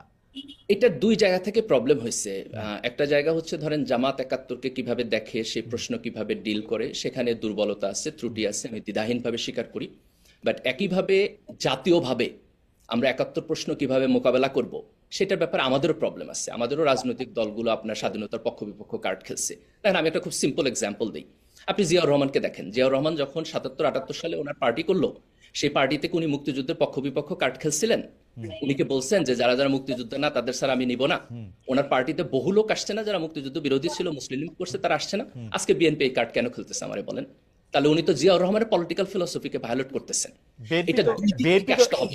আমাদের না একটা না, কিন্তু বিএনপি কি আপনারা একটু ভুল বুঝতেছেন না? বিএনপি কি এখনো মুক্তিযুদ্ধ কার্ড খেলতেছে না তো। বিএনপি তো জামাত ইসলামীকেও এমন না যে জামাত ইসলামীকে নিবে না এরকম কোনো দল বন্ধ করে রাখছে, তা তো করে নাই। বরং জামায়াত হচ্ছে বিএনপির এগেইনস্টে অনেক কথা বলছে। আপনার টক শোতে এসে বিএনপির vice chairman most probably Fazlul ভাই যেই ল্যাঙ্গুয়েজে আপনার কথা বলছে, আপনার কি মনে হয় যে ওনার বক্তব্য যদি আপনি যে কোনো একজন দর্শককে শোনান আর তাকে জিজ্ঞেস করেন এটা আওয়ামী লীগের বক্তব্য না বিএনপির বক্তব্য, আপনি কি মনে করেন ডিস্টিংগুইশ করতে পারবে একজন দর্শক? উনি উনি উনি উনি কিছু কথা বলছেন যে এটার ক্ষেত্রে আসলে আওয়ামী লীগ এবং বিএনপির জায়গায় এক জায়গায় চলে আসে, কিন্তু আমি মনে করি উনি বিএনপির ভাইস চেয়ারম্যান, কিন্তু বিএনপির মুখপাত্র নয়। বিএনপির ভাইস চেয়ারম্যান এরকম আমার জানা মতে অনেক আছে, মানে আমি হাতে গুনে একজন কয়জন বলতে পারবো না, এবং উনার বক্তব্যটা উনার ইন্ডিভিজুয়ালিস্টিক। আমি যদি বিএনপির বক্তব্য হিসেবে মির্জা ফখরুল ইসলাম আলমগীরের বা জনাব তারেক রহমানের বক্তব্য, জনাব মির্জা ফখরুল ইসলাম আলমগীরের বক্তব্য যদি আমি বিশ্লেষণ করি, কারণ বেগম খালেদা জিয়া অনেকদিন ধরে কথা বলতেছেন না, তাহলে কিন্তু আমি এরকম দেখি নাই যে তারা আসলে মুক্তিযুদ্ধ ভিত্তিক রাজনীতি, যেটা আওয়ামী লীগের রাজনীতিটা তারা করতেছে, এটা আমার মনে হয় না। গুড, তারা যদি না করে আমি অ্যাপ্রিসিয়েট করব। আমি আপনার আগের পয়েন্টে যাই, আমি জাস্ট ছোট্ট করে দুইটা কনক্লুশন দেই। একটা হলো মুক্তিযুদ্ধের প্রশ্নে আমাদের জাতীয়ভাবে একমত হইতে হবে যে এই পক্ষ বিপক্ষ চেতনা ইন্ডাস্ট্রি যেটা, আমরা এটার মধ্যে যাব না। এবং দুই, দেন আমরা জামাতকে প্রশ্ন করব, আপনি যেটা করছেন যে ভাই ওকে আপনি মুক্তিযুদ্ধ বিরোধিতা করছেন, কেন করছেন, আমরা এটা কিভাবে রিজলভ করি। আমি চাই না যে আপনি জাতির শত্রু হয়ে থাকেন, আপনি জাতির মধ্যে ইন্টিগ্রেটেড হন। তাহলে সেই আলাপ আলোচনা আমরা জামাতের সাথে করব। কিন্তু আপনি যদি এই কনসেনসাসটা তৈরি না হয়, তাহলে তো আপনি আলাপ আলোচনাটা করতে পারবেন না। আমি কমপ্লিটলি এগ্রি করি, জামাতের সাথে জাতীয়ভাবে আমাদের এই আলাপ আলোচনা হওয়া উচিত। ডক্টর গালিব, আচ্ছা, আমি আমি ব্যাপারটার একটা, মানে আপনি তো প্রফেসর, আপনার কাছে একটু অ্যানালজিটাই না বলি, যে ধরেন আওয়ামী লীগ এখন রাজনীতি করতে চাইলো, যেটা জামাত প্রথমে বলতেছিল যে আওয়ামী লীগের মধ্যে যারা দোষী না, তাদের মধ্যে কেউ যদি এরকম থাকে তারা নেতৃত্বের দোষ স্বীকার করে ক্ষমা চেয়ে যদি রাজনীতিতে আসতে চায়, যারা সরাসরি এর সাথে যুক্ত না, তারা এটার মধ্যে আসতে পারবে। তো এইটা আওয়ামী লীগের ইনিশিয়েটিভ নিতে হবে। আমরা মনে করি যে আওয়ামী লীগ ইনিশিয়েটিভ নিয়ে এটা করবে, জনগণ তাদেরকে মাফ করবে কি করবে না, কোন জায়গা দিয়ে যাবে কি যাবে না, এটা জনগণ দেখবে। জামায়াতের কি এই ইনিশিয়েটিভটা 53 বছর নেয়ার সময় খালি চেতনা, পক্ষ বিপক্ষ এইটাই বিবেচ্য ছিল, নাকি জামায়াতের কোনো ইনিশিয়েটিভ নেওয়া জামাত দরকার মনে করছে? আজকে যদি বাকি বিল্লারা এরকম করে বাধা না দেয়, আজকে যদি ছাত্র সংগ্রাম পরিষদ করে এই জামাত ইসলামী রাজনীতি নিষিদ্ধের দাবি না উঠে, তাহলে 2 দিন পরে তো এই যেটা আপনারা দেখেছেন যে ইসলামী ছাত্র শিবিরের ইয়ে থেকে যেটা তুলে নেওয়া হয়েছে, সেই বয়ানই তো জামাত ইসলামী দিবে 71 সালে আমরা ভুল করছি, এটা ঠিক হয় নাই, আসেন আমরা ঠিক কাজগুলি করি আবার, তাই না? না, আমি মনে করি আপনি যদি একটা গণতান্ত্রিক পরিবেশ দেন খালেদ ভাই, আমরা যদি একটা ভালো গণতান্ত্রিক পরিবেশ কিছুদিন দিতে পারি, তাহলে সিচুয়েশন চেঞ্জ হবে। এটা এটা দেখেন, আপনি জামাতের মধ্যে এখন যারা, তারা অলমোস্ট নতুন প্রজন্ম, শিবিরের মধ্যে তো সবাই নতুন প্রজন্ম, যারা 1971 সালে ছিলেন এবং যারা পরের প্রজন্ম, তাদের 1971 সালের ঘটনা দেখার দৃষ্টিভঙ্গি ভিন্ন, অ্যানালাইসিস করার দৃষ্টিভঙ্গি ভিন্ন। তো এখানে যদি আমরা রাজনীতিটা অফ করে দিই এবং একটা গণতান্ত্রিক রাজনীতির মধ্য দিয়ে একটা নির্দিষ্ট সময়ের মধ্যে দিয়ে যাই, আমি মনে করি না যে 71 বাংলাদেশে আর নতুন করে কোনো বিভাজন তৈরি করতে পারবে। আপনি যেমন ধরেন, আমার জন্ম হয়েছে 1982 সালে, আমি বড় হয়েছি বাংলাদেশে, আমি বাংলাদেশের মানচিত্র দেখে বড় হয়েছি, বাংলাদেশের ইতিহাস দেখে বড় হয়েছি। আপনি তো আমার পার্সপেক্টিভ ভাই 1971 নিয়ে বসাইলে হবে না, তাই না? আমি তো দেখছি কমপ্লিটলি না, ডিফারেন্ট। কিন্তু ডক্টর গালিব আমি এই জায়গার মধ্যে একটু আসতেছি, আমি একটু বাকিবিল্লাহকে শুনতে চাই, কিন্তু আমি আপনার একটা বলি যে আপনার জন্ম 1982 সালে হইলেও আপনি যেমন ফরাসি বিপ্লবকে আসলে বিশ্লেষণ করতে পারেন, আপনার জন্মের 200 বছর আগের বিষয়টা, জন্ম 71-এর পরে এইটা খুব ভালো তর্ক না আসলে, যে আমার আদর্শের না না জায়গা না না থেকে না, আমি খালেদ ভাই আপনি ভুল বুঝছেন, আপনি ভুল বুঝছেন। আমি একটু একটু ক্লারিফাই করি। জি আমি যদি বলি যে আমার জন্ম 82-তে বলে আমি 71 জানি না, 71-এ কি হয়েছে বুঝি না, তাহলে এটা ভুল তর্ক। জি কিন্তু আমি যদি বলি যেহেতু আমার জন্ম 82-তে, কাজে আমার পার্সপেক্টিভ বাংলাদেশী, ওকে তাইলে এটা রাইট তর্ক। আমি যেটা বলতে চাই যে জামাত এবং শিবিরের এখন 80-90% পিপল, তারা হচ্ছে বর্ন ইন বাংলাদেশ। তাদের যে পার্সপেক্টিভ, সেটা আপনারা আমার পার্সপেক্টিভ একই রকম ভাই, এখানে কোনো পার্থক্য নাই। আচ্ছা ঠিক আছে, এইটা নিয়ে আমরা একটু বাকিবিল্লার কাছে আসি। যে জনাব বাকিবিল্লাহ, আমরা কিন্তু দেখেছি যে এই বিভাজনটা, যেটা আসলে ডক্টর গালিব উদাত্ত আহ্বান জানাচ্ছেন যে আপনার রাজনীতিটা সরায় নেন, এই চেতনা বা এই পক্ষ বিপক্ষ 71, 25, 72, 24 এগুলি নিয়ে আমরা আসলে কথা না বলি, এইটা নিয়ে আপনার আসলে জায়গাটা কোথায়? এটা তো একটা স্পেস দেওয়া উচিত, তাই না?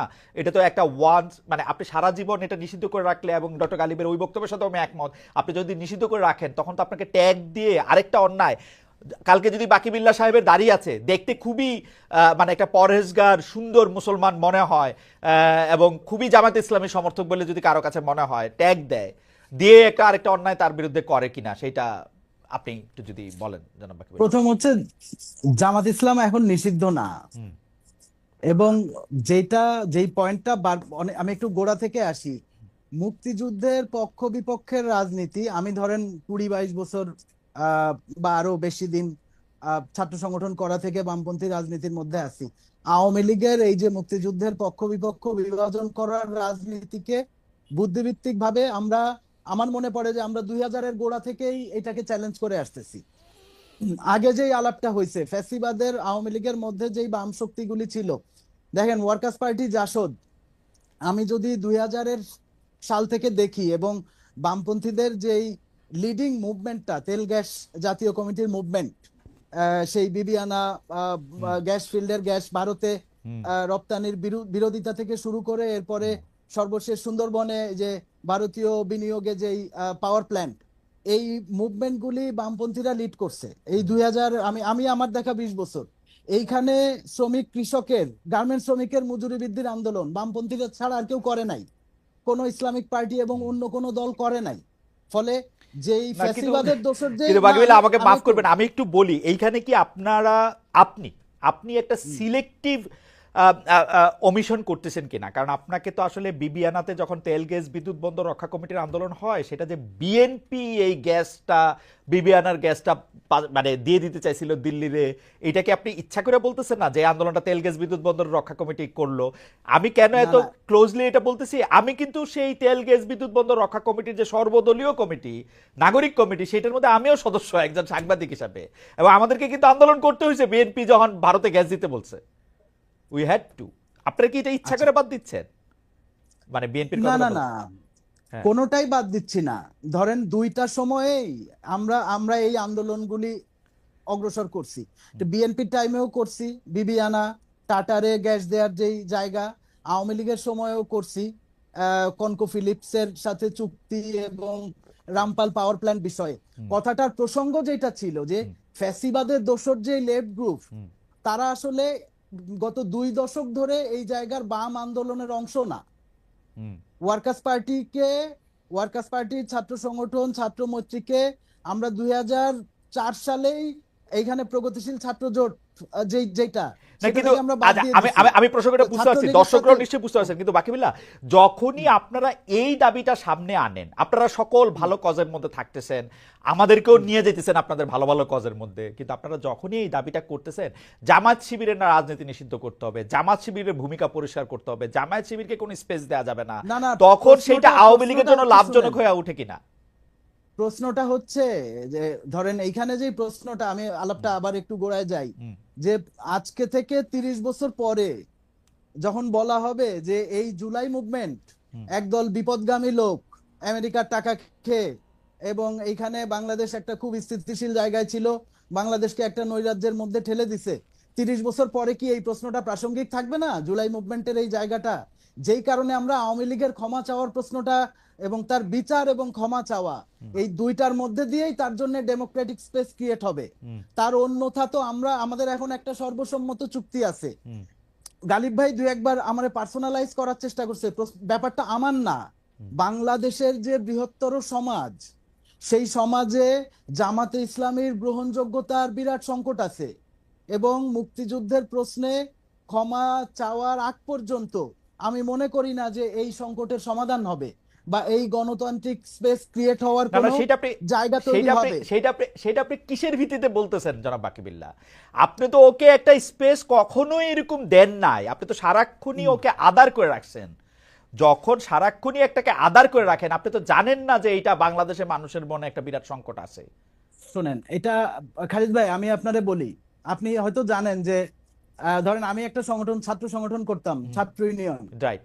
এবং তার এন্টায়ার হিস্ট্রিতে আমাদের জানা মতে সে কখনো আর্মস পলিটিক্স করে নাই, ভায়োলেন্ট পলিটিক্স করে নাই, মানে এই যে, কিন্তু আমার সংগঠনের সঞ্জয় তলাপাত্র শাহাদাত ছাত্র শিবিরের হাতে রাজশাহী মানে খুন হয়েছে, বা আরো এখন যেটা ছিল যে এই জায়গাটা যখন তৈরি হয়েছে শুধুমাত্র মুক্তিযুদ্ধের ভূমিকার কারণে তৈরি হয় নাই।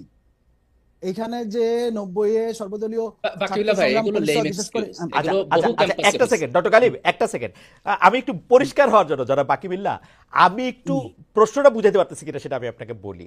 ডক্টর গালিব একটা প্রসঙ্গ তুলছেন যে আপনি স্পেসটা দিবেন, তারা কি রাজনীতি করে সেটা দেখবেন, নাকি আপনি এইটাই চালায় যাবেন এবং এইটা আসলে ঠিক হইতেছে কিনা? আপনি কি মনে করেন যে এটা এরকমই হওয়া স্পেস উচিত? দেওয়ার ব্যাপার, স্পেস দেওয়ার ব্যাপারটা আমার না।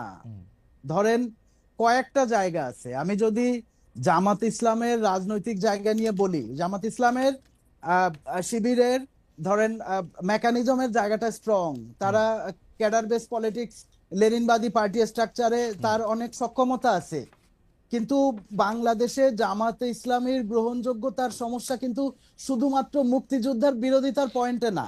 ওকে, এইখানে বাংলাদেশে ইসলামিস্টদের, আমাদের হানাফি সুন্নি যেই আমাদের বেশিরভাগ ওকে, আমাদের মুসলমানরা, আমরা মুক্তিযুদ্ধের বাইরেও আমরা ছোটবেলা থেকেই দেখতেছি যে ইসলামিস্টদের একটা বড় অংশ আহ, ওহাবি মওদুদি এই আহ, জায়গা থেকে ওকে, এই জায়গাটা ধরেন থেকে আমি এবার এখন একটা আমরা নতুন প্রসঙ্গে আসছি, আমরা এটা নিয়ে কথা বলতে পারি। অর্থাৎ আপনি আসলে আহ, মানে ইসলামিক ভাবধারার যে রাজনীতিটা বা ইসলামিক ধারার যে রাজনীতিটা জামাত ইসলামী করছে সেইটাকে আপনি একটা সমস্যা সংকুল জায়গা মনে করছেন, না নাকি আরেকটু শুধু প্রসারিত ওইটা করবেন? না, না না শুধু যদি ওইটা হয় না, আমি আলাপটা করতেছিলাম আর একটু ব্রডার জায়গা থেকে, জি প্লিজ যে একটু তাহলে বলেন তো, একটু বড় জায়গা থেকে শুনি, দ্রুত। গ্রহণযোগ্যতার ক্রাইসিস, যে গ্রহণযোগ্যতা, ধরেন আচ্ছা। এখন অনেকে ভাবতেছে যে জামাত ইসলাম নেক্সটে পাওয়ার কন্টেন্ডার এবং আহ, তারা নানান কিছুতে অনেক আগায় আছে, হুম। কিন্তু আমি দেখি পুরা উল্টা রিয়েলিটি।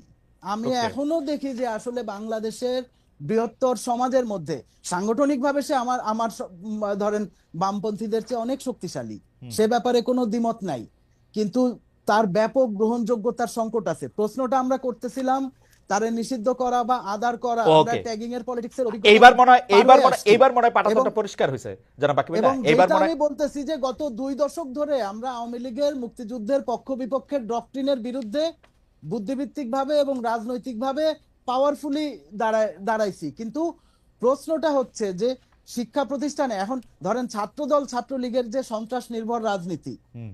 মানে আমার যদি ক্যাপাসিটি থাকতো আমি শিক্ষা প্রতিষ্ঠান থেকে এই রাজনীতি উচ্ছেদ করে দিতাম, ওকে, কিন্তু কিন্তু এই সন্ত্রাস নির্ভর রাজনীতির একটা বড় অভিজ্ঞতা, বড় পর্ব ছাত্র শিবিরের আমার মনে হয় যে গায়েও আমার সেটা মনে হয় যে লাগে আছে। আমার মনে হয় যে আমরা প্ল্যাটফর্মটা পাইছি, যে প্ল্যাটফর্মটার মধ্যে আমি শুধু একটু যোগ করি ডক্টর গালিব, সেটা হচ্ছে আপনি বাকিবিল্লাহ যেখান থেকে বলেছেন সেটা আপনি শুনেছেন, আমি শুধু এর মধ্যে যুক্ত করতে চাই যে অনেকেই বলছেন কিন্তু এই কথা যে বাংলাদেশে ইসলামিক রাজনীতি করাটা সমস্যা সংকুল এই কারণে যে বাংলাদেশে ইসলামিক দলগুলি কিন্তু 100 বা তার বেশি ভাগে বিভক্ত, এবং তাদের প্রত্যেকের আলাদা আলাদা আদর্শ আছে, এবং সেইটা আসলে ইসলাম ধর্ম যারা পালন করছেন তাদের মধ্যে যেটাকে তরিকা বলে, জানি না আমি শব্দটা সঠিক ব্যবহার করলাম কিনা, সেই তরিকাগতও আসলে অনেক রকম পার্থক্য আছে। তো সেই ক্ষেত্রে এক ধরনের ইসলাম যেটা আবার বিভিন্ন সময় বিভিন্ন আলেমদের মুখেই আমরা শুনেছি যে এইটা আসলে মওদুদি সাহেবের ইসলাম, জামাত ইসলামী যেটা ফলো করতেছে সেটা ঠিক না, এইটা আমরা আসলে এই ইসলামটাকে নিয়ে যখন আমরা সামনে আগাবো, এবি পার্টি যখন হইছে আপনাদেরকে ভাইঙ্গা, তখনও কিন্তু এই কথা বলছে যে এটা একটা সমস্যাজনক, আরো বেশি সমস্যার দিকে আমরা এটা যাইতেছি কিনা, আপনি যদি একটু বলতেন ডক্টর গালিব। ঠিক আছে খালেদ, থ্যাংক ইউ। দেখেন এখানে দুইটা কোশ্চেন কমপ্লিটলি আলাদা। একটা কোশ্চেন হলো যে আমি একটা রাজনৈতিক ফিলসফিরে মনে করি এটা প্রবলেমেটিক, এটা পছন্দ করি না, অথবা আমি মনে করি এই রাজনৈতিক ফিলসফি পপুলার হইব না, মানুষ এটার একসেপ্ট করবো না, এটা গণতান্ত্রিক প্রক্রিয়ায় সে তার রাজনীতি করবে, ভোট পাইলে ক্ষমতায় যাইব, না পাইলে যাইব না। আর একটা কোশ্চেন হইলো যে আমি তাকে আদারিং করব কিনা, আমি তার গণতান্ত্রিক অধিকারের উপর হস্তক্ষেপ করব কিনা। তো বাকিবিল্লাহ ভাই যেগুলো বলতেছেন এগুলো সবই তো পলিটিক্যাল ফিলসফির প্রশ্ন ভাই। আপনি ঠিক আছে জামাত ইসলামী রাজনীতি করে, আপনি মনে করেন ইসলামী রাজনীতি পপুলার না, আপনি মনে করেন এই দেশের সংখ্যাগরিষ্ঠ মানুষ এটাকে একসেপ্ট করবে না, ফাইন, তাদেরকে গণতান্ত্রিক রাজনীতি করতে দেন। কিন্তু আপনি কোন যুক্তিতে তাকে আদারিং করবেন, কোন যুক্তিতে আপনি ঢাকা বিশ্ববিদ্যালয়ে যায় বলবেন যে এখানে শিবির প্রকাশ্যে রাজনীতি করতে পারবো না? এটা তো একটা ফ্যাসিস্ট আইডিয়া, একটা কমপ্লিটলি ফ্যাসিস্ট আইডিয়া। যেই যুক্তিগুলো বলতেছেন আপনি, 71 বলেন, বিভিন্ন ক্যাম্পাসের মারামারি বলেন, তাহলে এই যুক্তি তো অন্যের ব্যাপারও প্রযোজ্য হবে। তো এটাকে শুধু ছাত্র শিবিরকে কেন আমি ইন্ডিভিজুয়ালি বলতেছি? তা আমি মনে করি যে এই আর্গুমেন্টটা ভুল। আমাদের একটা গণতান্ত্রিক স্পেসে আদারিং বাদ দিতে হইব। এটা জামাতের ব্যাপারও শিবিরের ব্যাপারও। আদারিং বাদ দেওয়ার অর্থই না যে 71 আমি আলোচনা করব না, অফকোর্স আমি আলোচনা করব, জামাতের রেসপন্সিবিলিটি নিয়ে আলোচনা করব, জামাতের পলিটিক্যাল স্ট্যান্ড নিয়ে আলোচনা করব, সবই থাকবে, কিন্তু সেটা গণতান্ত্রিক স্পেসের মধ্যে হবে, আদারিং এর মধ্যে হবে না, নিষিদ্ধের দাবি হইব না। আপনি একটা শব্দ ইউজ করছেন যে আমি ক্ষমতা, আমার ক্যাপাসিটি থাকলে উচ্ছেদ করে দিতাম। এই উচ্ছেদ শব্দটা তো নেগেটিভ ভাই। আপনি একটা রাজনৈতিক মডিফিকেশনের চিন্তা করবেন, কাউরের সমাজ থেকে উচ্ছেদ করতে হয় না, কাউরের সমাজ থেকে বাদ দিয়ে দিতে হয় না, আপনি একটা নর্মের মধ্যে আনবেন যে ছাত্র রাজনীতির এই নর্ম। এখন আসি ইসলামী রাজনীতির প্রশ্নে। দেখেন জামাত ইসলামের একটা ইসলামিক পলিটিক্যাল ফিলসফি আছে, থিওরিটিক্যালি এটা আইসে মাওলানা মওদুদির লেখালেখি থেকে, কিন্তু এটা একটা রিফরমেশনের মধ্যে দিয়ে যাইতেছে। জামাত যখন প্র্যাকটিস করে তার সব জায়গায় মাওলানা মওদুদির থিওরি তারা ফলো করে না, কিছু কিছু জায়গায় তারা ইনোভেশন করে, কিছু কিছু জায়গায় তার সমসাময়িক পলিটিক্যাল করে। বাংলাদেশে যে কয়টা ইসলামী রাজনীতির ধারা আছে তার মধ্যে মাওলানা মওদুদির থিওরির ব্যাপারে আপত্তিও আছে। যেমন করেন যারা দেওবন্দি ধারার, যারা হচ্ছে কওমি মাদ্রাসায় পড়াশোনা করে, ওনারা মাওলানা মওদুদির কিছু কিছু চিন্তাধারাকে আলাদা করে। তো এই যে আমরা চিন্তা করতেছি যে ইসলামী রাজনীতি হইলেই সবার এক জায়গায় দাঁড়ায় থাকতে হইব, এটা ভালো মডেল না। তাইলে তো আপনি ইসলামের ব্যাপারে এক ধরনের পোপতন্ত্র শুরু হইব যে একজন বা দুইজন যে ব্যাখ্যা দিব আমার খালেদ বাইরে আপনারা সেটাই মানতে হইব। তার চাইতে এই যে ভিন্ন ভিন্ন আলেমরা, ভিন্ন ভিন্ন পলিটিক্যাল ফিলসফাররা, ভিন্ন ভিন্ন রাজনৈতিক দল ইসলামের এক এক রকম ভাবে তার পলিটিক্যাল ফিলোসফি ব্যাখ্যা দেয় এবং এর মধ্যে একটা একটা করে রাজনৈতিক দল হয়ে ওঠে, গণতান্ত্রিক প্রক্রিয়ায় জনগণের কাছে যাইতেছে, দেন জনগণ চুজ করবে যে তার মধ্যে কোন ধারা তার পছন্দ হয়, আচ্ছা আমি কার একটু মতামত আমি পছন্দ হয়। ডক্টর কালিম আমি একটু এটার মডেল।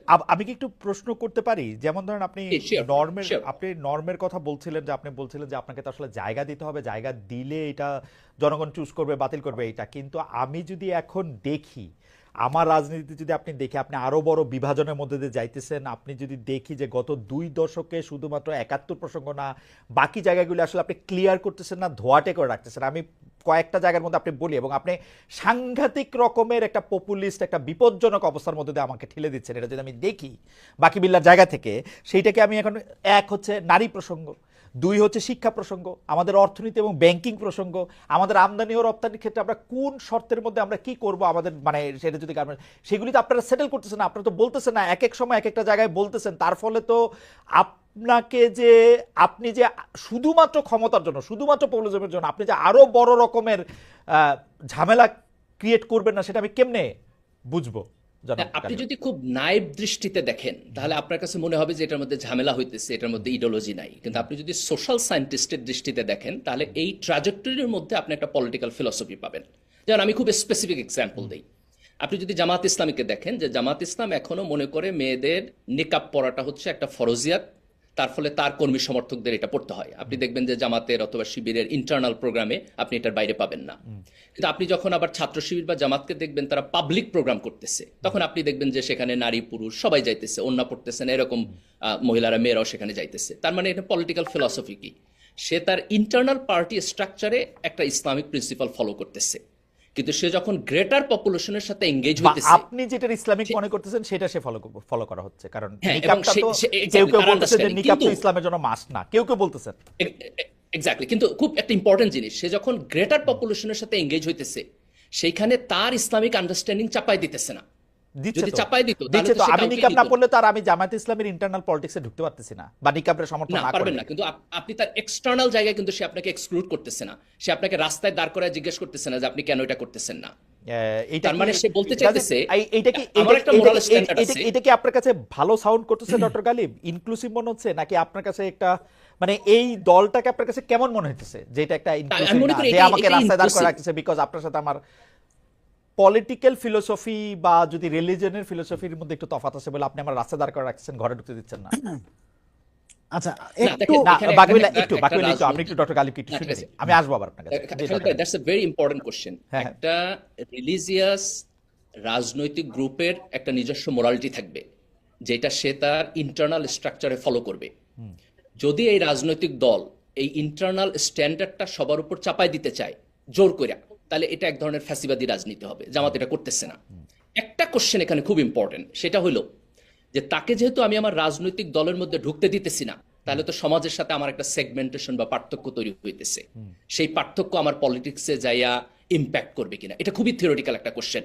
আমি যদি জামাতকে দেখি তারা ট্রাই করতেছে এটা মিনিমাইজ করার জন্য। যে কারণে আপনি ছাত্র শিবিরকে দেখবেন, ছাত্র শিবির যখন সাধারণ ছাত্রছাত্রীদের নিয়ে প্রোগ্রাম করতেছে সেখানে তো এই সমস্ত বার দিতেছে না, কিন্তু আবার সে যখন তার ইন্টারনাল লোক রিক্রুট করতেছে সেখানে সেই বারের মধ্য দিয়ে নিতেছে। তাহলে এটা একটা কমপ্লেক্স মডেল। কিন্তু আপনি যদি ইসলামিক রাজনীতি বুঝেন তাহলে তো আপনি এটা ইসলামের হালাল হারামকে তো আপনি উন্মুক্ত করে দিতে পারবেন না রে ভাই। ইসলামের তো একটা খুব সুনির্দিষ্ট, আপনি যাই করি না কেন, যেটা হালাল এটা হালাল, যেটা হারাম এটা হারাম। না, এটা কি সাবজেক্ট টু ইন্টারপ্রিটেশন? হালাল হারামকে আবার সবার উপর চাপায় দেন। সাবজেক্ট টু ইন্টারপ্রিটেশন না, না ধরেন 70-80% কনফার্ম, 20-30% সাবজেক্ট টু যেমন আপনি নিকাবের কথা কইতেছেন, ইরানের নিকাবটা বাধ্যতামূলক না, ওরা একটা পরে, আমরা হজের সময় নিকাবটা দেখি না। তো আপনি তো ইসলামিক স্কলারদের মধ্যেই নিকাব নিয়ে দুইটা অপিনিয়ন আছে। আমাদের দেশের হানাফি আলেমদের মধ্যে মেজরিটি মনে করেন নিকাব হচ্ছে ফরজ। জামাত আমাদের দেশের মেজরিটি হানাফি পজিশন ফলো করে তার ইন্টারনাল পজিশনে।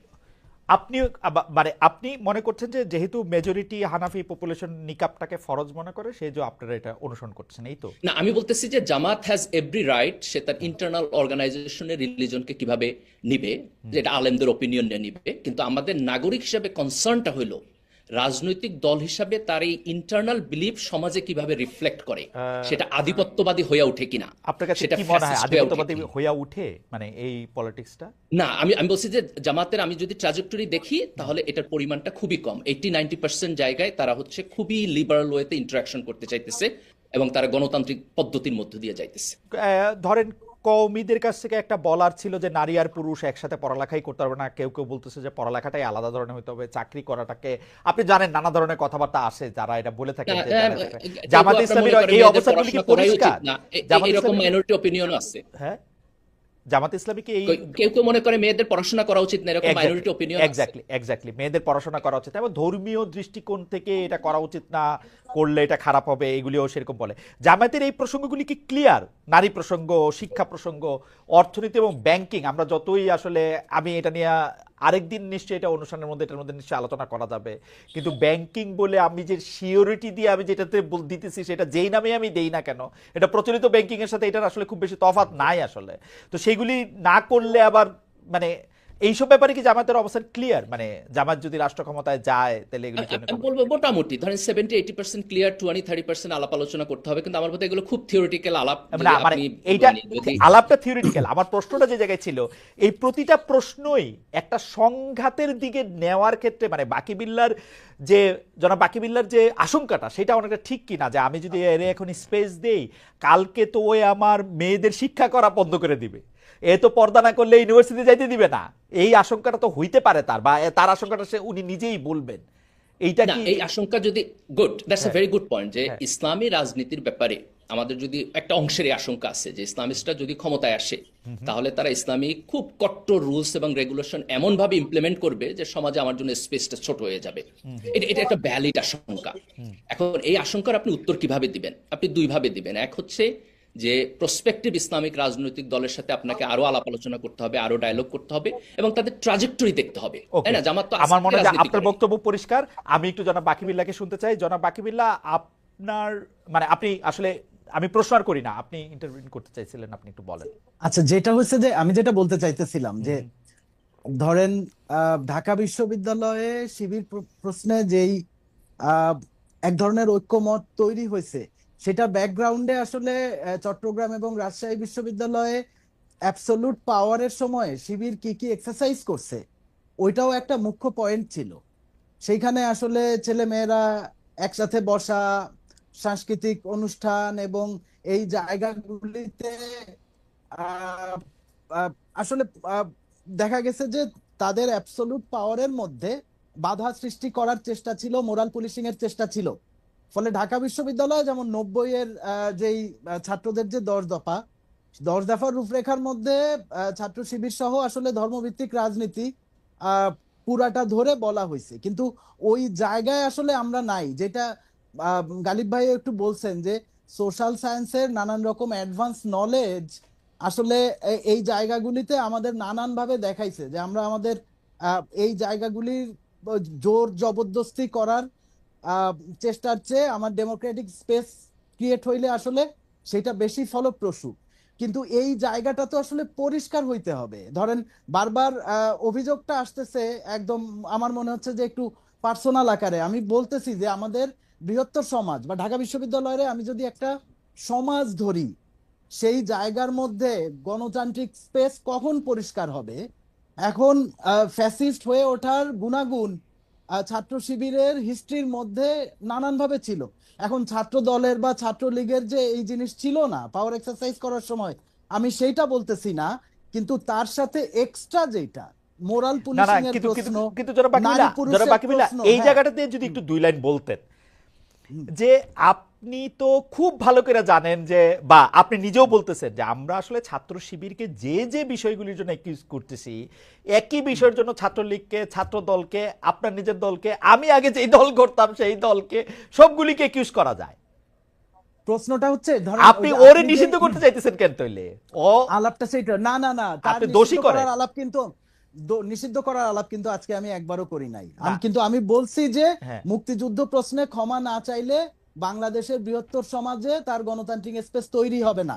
হ্যাঁ, এটা একা আমার ব্যক্তিগত জাজমেন্ট না, আচ্ছা এটা আমার আমি আমি আমি আমার একটা সামগ্রিক আহ, রাজনৈতিক বোঝাশোনা, সেইটার আদলেই আমি বলতেছি। এখন আচ্ছা প্রশ্নটা হচ্ছে যে ধরেন ইসলামিক দলগুলির মধ্যে ছাত্র শিবির সবচেয়ে prominent force.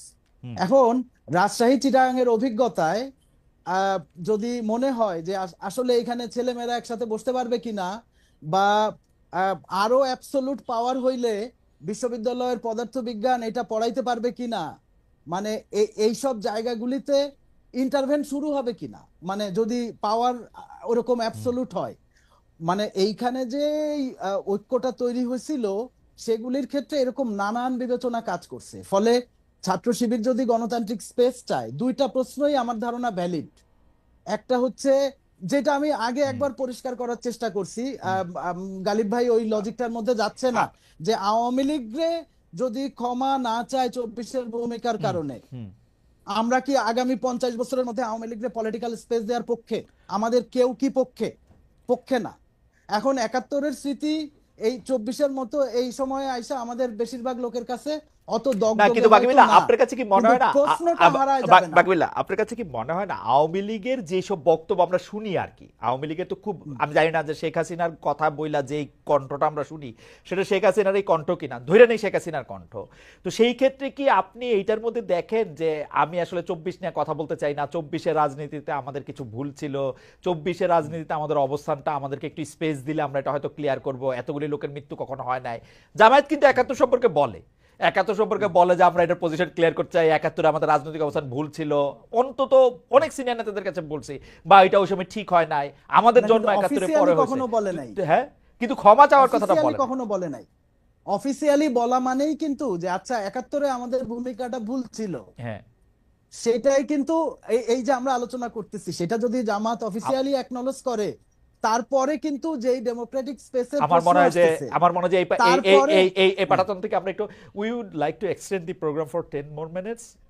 Ashis please, yeah doctor Ghalib, specific, একদম স্পেসিফিক জায়গা আসছে, আমার আর প্রশ্ন করার দরকার নেই, আপনি যদি এই জায়গাটা একটু অ্যাড্রেস করেন। না, সেটা আমার বোধ হয় যে বাকিউল্লাহ ভাই যে আলোচনা করছে আমি অ্যাপ্রিসিয়েট করি। আমাদের এখন খুব স্পেসিফিকলি চিন্তা করা উচিত যে প্রিভিয়াস যে আর্গুমেন্টগুলো, এগুলো আসলে অনেক কিছু চেঞ্জ হইতেছে, আমরা সমাজ আমাদের অভিজ্ঞতার মধ্য দিয়ে যাইতেছি, তো আমাদের এখন সকল প্রকার আদারিং বাদ দেওয়া উচিত, এবং আদারিং বাদের পরে এই গণতান্ত্রিক দাবিগুলো, আপনি 71 যে প্রশ্ন করছেন, আমি আপনার প্রশ্নের মেরিটের সাথে 100% এগ্রি, কিন্তু এইটারে আপনি প্রিকন্ডিশন বানায়েন না, আপনি হচ্ছে না, কিন্তু ডক্টর গালিব আমি এই জিনিসটা বুঝতেছি না, জামাত ইসলামের প্রবলেমটা কি এটা বলতে, রাজনৈতিকভাবে আমরা ভুল অবস্থানে থাকি, তো জামাত ইসলামী কেন এরকম একটা অবস্থান নিয়ে রাখছে যে সে 71 প্রশ্নে এটা পরিষ্কার করে বলবে না যে আমাদের এটা ভুল ছিল?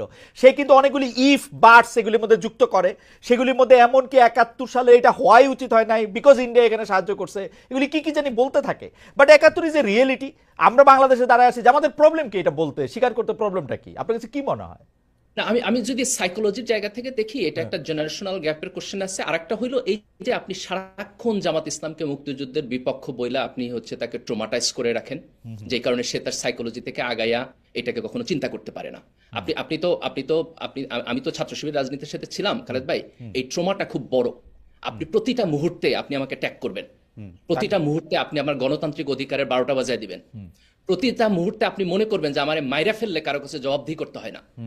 তখন যেটা হয় জামাত শিবিরের সাইকিতে, এই স্বাধীনতা মানে দাঁড়ায় এইটা যে আমারে মাইরা ফেলা হইলো আপনার স্বাধীনতা, and that creates a very very big wall in democracy, believe me, আমি আমার এক্সপেরিয়েন্স থেকে বলতেছি। তো আমরা যদি জাতীয় জায়গায় দাঁড়াইয়া মনে করি যে এই আদারিং এর ওয়াল ভাঙতে হইব, তাহলে জামাতের ব্যাপারে আমাদের আরেকটু কম্প্যাশনেট হইতে হবে, এবং কম্প্যাশনেট হইয়া এই স্পেসটা তৈরি করতে হবে। ডক্টর গালিব আপনার কাছে কি বলা, জামায়াতের কি দেখেন আপনি, জামায়াতের দায়িত্বটা কতটুকু আপনি দেখেন, জামায়াত তো কিরকম আপনি দেখেন? ডক্টর গালিব আপনারে বলি, জামায়াত কিরকম দেখেন? জামায়াতের লাইনে লাইনে, খাপে খাপে, খোপে খোপে কথা না বললে ছাত্রদলের নিয়া, বিএনপির নিয়া, এতদিনকার এলাই কাউরে নিয়া কথা বলতে, তাদেরকে মানুষের সামনে ছোট করতে, বাম টামের কথা আমি বাদ দিলাম, একটু দেরি করে না, কিন্তু একটু নাইসলি বলে। বিএনপি আওয়ামী লীগের মতো এরকম অশিক্ষিত ভাষায় বলে না, কিন্তু খুবই বলে। কিন্তু ডক্টর গালিব আপনি নিশ্চয়ই খেয়াল করেন, এটা সব রাজনৈতিক দল বলে খালেদ ভাই। না, কিন্তু জামায়াত একটা ইনিশিয়েটিভ নিবে না। না না না, এটা এখানে আপনি জামাতকে আদারিং করতেছেন ভাই। আমি একটু আদারি করছি না, আমি ট্রাস্ট মি এই যে এইটা বললে আমি আবার এখন একটু বিপদে পড়ি। আমি একটু আদারিং করছি না এই প্রসঙ্গ। আমি যদি আওয়ামী লীগের কাউরে পাইতাম, আপনার থেকেও আমি অনেক কঠিন ভাবে এটা আমি তারে জানতে চাইতাম যে তারা আসলে 24-এ এইটার ব্যাপারে তাদের মানে তাদের বিন্দুমাত্র রিমোর্স আছে কিনা। আমি জামাতের ব্যাপারে কোশ্চেন গুলো আসবে, 71 ইস্যুতেও আসবে, কিন্তু আমাদের একটা খুব এটা মানে প্লিজ আমাকে মানে এটা ধরেন না যে আমি জামাতের জায়গা থেকে প্রশ্নটা করতে, আমি ইন্ডিপেন্ডেন্ট জায়গা থেকে বলতেছি যে যেই আদারিং যে দেখেন এই যে বাকিউল্লাহ ভাই বলতেছে, আমি সরি বারবার আমি আপনাকে ধরেন যে বামদের সাথে জেনারেলাইজ করতেছি, এটা হয়ে যাচ্ছে, আমি সরি ফর না, দ্যাট। আমি নিজে বাম, আপনি বাম হ্যাঁ, হিসাবে দেখেন আমারে কিন্তু বলতে পারেন, বাংলাদেশের বাম রাজনীতি পার্সোনালি যে না তারা- নিলে হবে। হ্যাঁ হ্যাঁ না শিওর, হ্যাঁ আমি পার্সোনালি নিতেছি না, আমি আপনার অনেক পয়েন্ট অ্যাপ্রিসিয়েট করি। জি দেখেন আপনি ধর্মভিত্তিক রাজনৈতিক দলের এই প্রবলেম থাকার কারণে তাদের সবার বিপক্ষে আপনি প্রিএমটিভলি দাঁড়ায় যাবেন যে তাদেরকে নিষিদ্ধ করতে হবে। তো এইভাবে তো আসলে গণতান্ত্রিক রাজনীতি হয় না রে ভাই, তাই না? যেমন বামপন্থী রাজনীতি দুনিয়ার বহু জায়গায় একনায়কতন্ত্রে গেছে, এখন সেটা ধরে যদি আমি বলি যে আপনি গণতন্ত্রে ফিট করেন না, এইভাবে চিন্তা করলে তো সবাই সবার আদারিং করবে, এটা কোনো সমাজ হয় না। আমি খালেদ ভাই আপনার সাথে 100% এগ্রি করি যে 71-কে কোনো ইফ বাট ব্যতিরেকে জামাত ইসলামের স্পষ্টভাবে এটাকে নিয়ে আলাপ আলোচনা করা দরকার, বিবেচনা করা দরকার। কিন্তু এই গণতান্ত্রিক স্পেসটা আমরা জাতীয়ভাবে তৈরি করতে পারি নাই। এই রেসপন্সিবিলিটি মুক্তিযুদ্ধের পক্ষের শক্তির, এই রেসপন্সিবিলিটি কালেকটিভভাবে আমাদের জাতিগত। আমরা যদি এখান থেকে বের হয়ে আসি এবং একটা গণতান্ত্রিক স্পেসের মধ্যে 5-10 বছর যাইতে পারি, তাহলে আমি ডেফিনেটলি আমার পলিটিক্যাল উইজডম থেকে বলতেছি 71 ইস্যু এবং জামাত ইসলাম ইস্যু এক্সিস্ট করবে না, আমি একটা ছোট্ট কথা এটা বলি। রিজলভ হয়ে যাবে। আমি একটা ছোট্ট কথা বলি। আওয়ামী লীগ ক্ষমতা থেকে গেছে 6 মাস হয়েছে, 15 বছর আওয়ামী লীগের উপরে চাইপা থাকা আওয়ামী লীগ গেছে। এখন ধারণা করে নেওয়া হয় এখন যারা ক্ষমতায় আসে তারা হইলো হয় বিএনপি পন্থী নাইলে জামাতপন্থী। আহ, আহ, ক্ষমতায় আসার পরপরই তাহলে এখন 71টারে ডিল করা উচিত হচ্ছে সেইভাবে। কিন্তু আমরা আসলে কি দেখি? আমরা দেখি যখনই সুযোগ পাওয়া যাইতেছে তখনই মুক্তিযোদ্ধাদের হেয় করা হচ্ছে, জুতার মালা পরানো হচ্ছে, লেখা হচ্ছে 71 সালে আমরা এটা করছি। 16 ডিসেম্বর পালন করার ক্ষেত্রে এক ধরনের কেমন জানি মনে হচ্ছে এটা আওয়ামী লীগের জিনিস। এই কয়দিন পরে 26শে মার্চ চাইবো, আমি একইভাবে দেখবো, মনে হবো যে এটা আওয়ামী লীগের জিনিস। আমি এটা কেন, ওয়াই ইজ দ্যাট? মানে বাংলাদেশটা আপনি বলবেন যে আমরা বাংলাদেশে পরে জন্মাইছি, কিন্তু আপনি বাংলাদেশ তো ওন করতেছেন না। আপনি তো যখনই সুযোগ পাইতেছেন এই 6 মাস 6.5 মাস ধরে তো আপনার সেই আদারিং নাই। ইউ আর ইন দি পাওয়ার, আপনি ঠিক করতেছেন বিশ্ববিদ্যালয়ের ভিসি কে হবে। এখন আপনি কি করতেছেন আপনি আমারে বলেন। না আপনি 6 মাসে বলেন আমাকে স্পেসিফিকলি যে জামাত বা শিবির কোন জায়গায় হচ্ছে আপনার মুক্তিযুদ্ধকে ডিজোন করছে। আমি যদি বলি আবার যেটা বাকি বিলা প্রসঙ্গ example দেন, তুলছিল, আপনি যদি মুক্তিযুদ্ধের এই আলোচনা করতে এই চান, এই ম্যাগাজিনের বই আপনার শিবিরের সভাপতি আমি টেলিভিশনে নিজে দেখছি সেটা ডিফেন্ড করতেছে। কিন্তু এটা তো পরবর্তীতে সে পজিশন চেঞ্জ করে এটা উইথড্র করছে না। আমি তারা ওয়েলকাম জানাইছি, তারপরও সবগুলি জায়গায় আপনি দেখেন না। দেখেন আপনি একটা পলিটিক্যাল পার্টি করবেন, আপনি 16 ডিসেম্বর পালন করবেন না মহাসমারোহে? 16 ডিসেম্বরে ছাত্র শিবির প্রতি 16 ডিসেম্বরে ভাই মিছিল করে পতাকা লয়ে, আজকে থেকে না, আজকে থেকে 20 বছর আগে।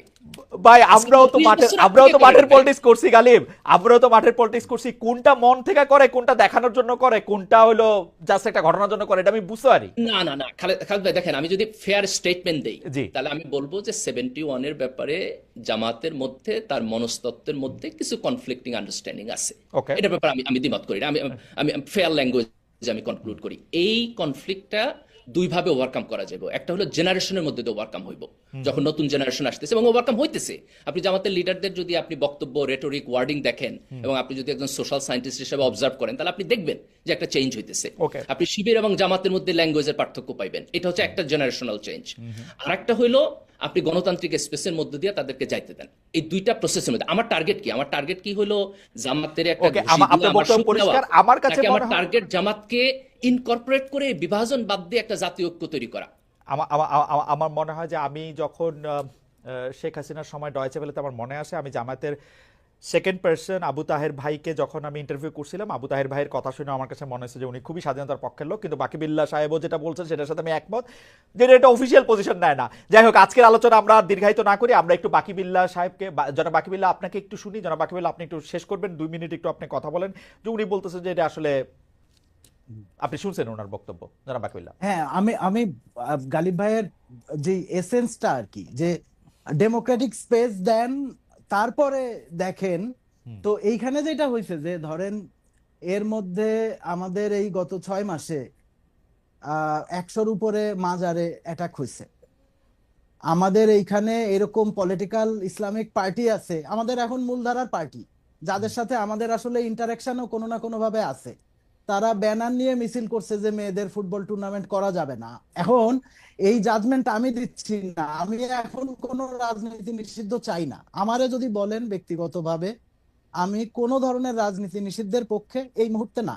এইটা কারণ এটা আমি প্র্যাকটিক্যালি এই রিয়েলাইজেশনে আমরা পৌঁছাইছি যে কোনো রাজনীতি নিষিদ্ধ করে, মানে ধরেন যে এই রাজনীতির মধ্যে ফ্যাসিস্ট হয়ে ওঠার গুণাগুণ আছে, সেটারেও নিষিদ্ধ করে কোনো সুফল পাওয়া যায় না, সেটা কোনো না কোনো ভাবে এখন এখন বৃহত্তর সমাজে মানে ধরেন আমি না বিলা ভাই, বৃহত্তর তাহলে আমার সমাজ একটা কথা কন্ত বাকি তাহলে আমার একটা কথা কন্ত, বৈষম্য বিরোধী ছাত্র আন্দোলনের একজন একটা অনুষ্ঠানে, তাও এটা ইসলামী ছাত্র শিবিরের একটা অনুষ্ঠানে গিয়ে বলছে ইসলামী ছাত্র শিবির আমাদের সঙ্গে খুব ভালোভাবে আছে।